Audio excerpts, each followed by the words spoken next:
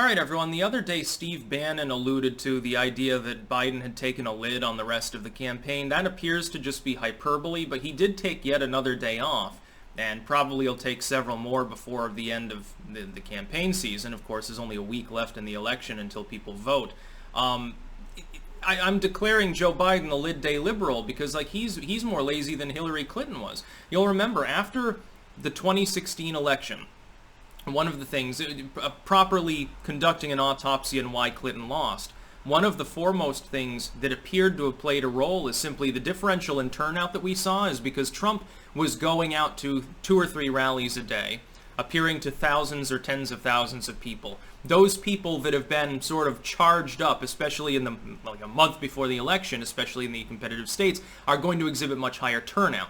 If you don't campaign to people, if they feel like you're absent, like you're at a distance from them, the turnout relatively lower. Hillary Clinton, in the 11th hour of her campaign, was canceling events. She never had as many appearances as Trump anyway. He was doing at least 2 to 1 on the average day.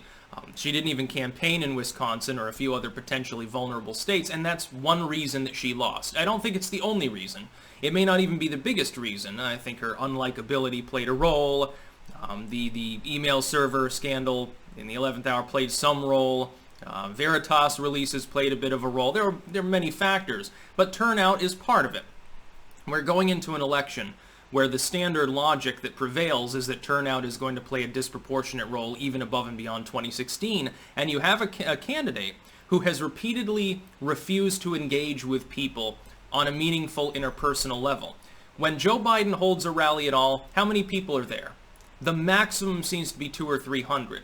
Trump's minimum size at a rally, he won't even hold a presser on the tarmac that was announced 2 hours before without 500 to 1,000 people usually showing up, and his more planned rallies are still drawing 5,000-10,000 people. They're enormous. He's managing to do this in the middle of a pandemic, by the way, with relatively historically low approval ratings going into an election. He's below 45 right now in national polling a week out from the election. By the way, it needs to rise to that threshold, otherwise it could be a problem. Simply, turnout can only do so much. I think there will be a huge differential. I think it'll be bigger than 2016, but it has to override the fact that there is a gap between approval of Biden and Trump. One that I can't possibly understand because I can't understand how Biden has any supporters at all at this point, but it does exist, and we will be honest about that. Battleground states, it's a little bit of a different story. It's much more rosy for Trump if you look to a place like Florida or Ohio at the moment. That being said, the dude's nuts. And I know why he's doing it. It's not just because of the Hunter Biden email stuff, and he doesn't want to answer questions, and he keeps getting heckled by Trump fans that show up. And like Trump fans, when they show up like they did in Pennsylvania, he has like 50 people there, and there's like 500 Trump fans on the other side of the street completely drowning out every word he's saying. With honking their horns and megaphones and stuff like that. It's embarrassing for him optically, but it started happening long ago. He was already having trouble in this capacity, and that's because Biden is a 78-year-old man with dementia. He has been warned by his advisors not to go and exert himself too much. Number one, not to exert himself for health reasons, but number two, they know. They are aware of the fact that when Joe is antagonized, he flips out. Like he did in Pennsylvania a few days ago, calling people chumps because they happen to disagree with his political evaluation of the situation.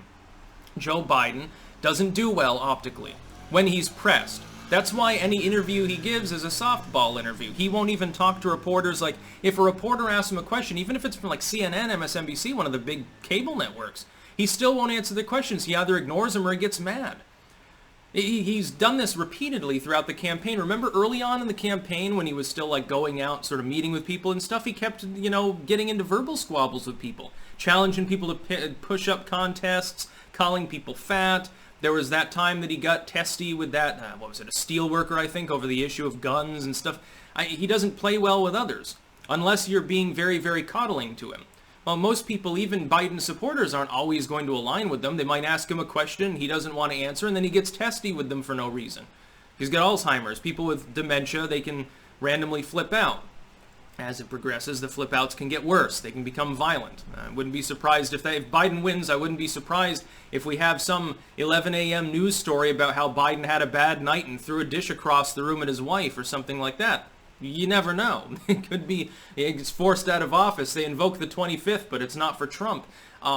He's a lid-day liberal. He's got a campaign of absence at this point. It's sort of like he has a policy of ambiguity.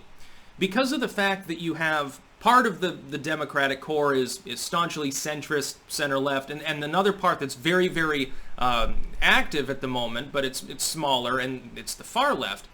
If Biden answers questions like, do you support the new Green Deal, he has to go against his own website. That way voters can make up their own minds. And he's just hoping that they'll make up their minds that he's got the right idea. So if you support the new Green Deal, he's for it. If you oppose the new Green Deal, we understand fiscal issues a little bit, then he's against it too. He's both for and against fracking. He wants to eliminate fossil fuel in a transitory way, but at the same time, he's all for oil and coal, drill baby drill. He won't raise your taxes, but wink wink nudge nudge, he wants to raise taxes. He takes every possible position on every issue, and so he's a very slippery individual. And he does this to not piss off the very schismatic Democratic voting corpus. Likewise, he is an absentee candidate, worse than Hillary. Mitt Romney, by the way, did this in the last month or so of the election against Obama. He disappeared. He wasn't campaigning. He didn't do anything. It was almost like he had ceded the election. Well, if it's evidence of ceding the election, I guess Biden's campaign really never even got off the ground. Of course, I don't think that. I think it's for a strategic purpose, but it's going to affect turnout.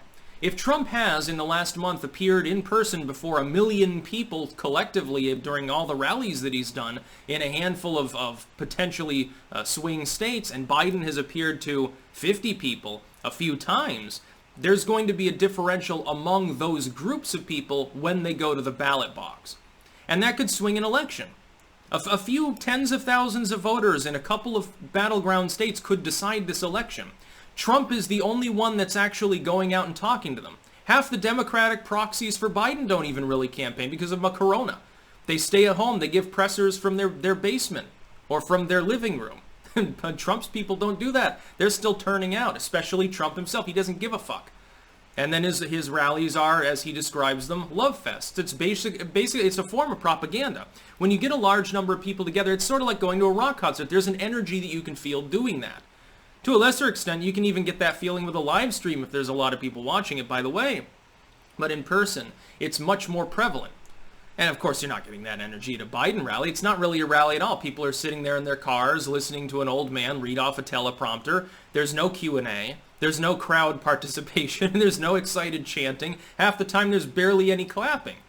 And it's not like a single thing. It's not like, Jeb Bush had that one rally in a small room and said, please clap. And it's cringy and terrible, but he had some momentum initially. At least he had some crowds. Biden never has even that. He has literally no energy in his campaign. He's an absentee with no actual platform. He's hoping that he'll get elected simply because people largely disapprove of Trump. And by the way, on a national level, they do. But disproportionately, a lot of that is blue state hate. It's not coming from some of these battlegrounds. You're certainly not seeing it in Florida. Florida appears to be very likely to go for Donald Trump. That's a huge pickup. That's the biggest. Next would be Pennsylvania, and based on the fracking comments Biden has made, he may have torpedoed his own campaign by pissing off, again, a few tens of thousands of swing state voters. That's about all. Peace out.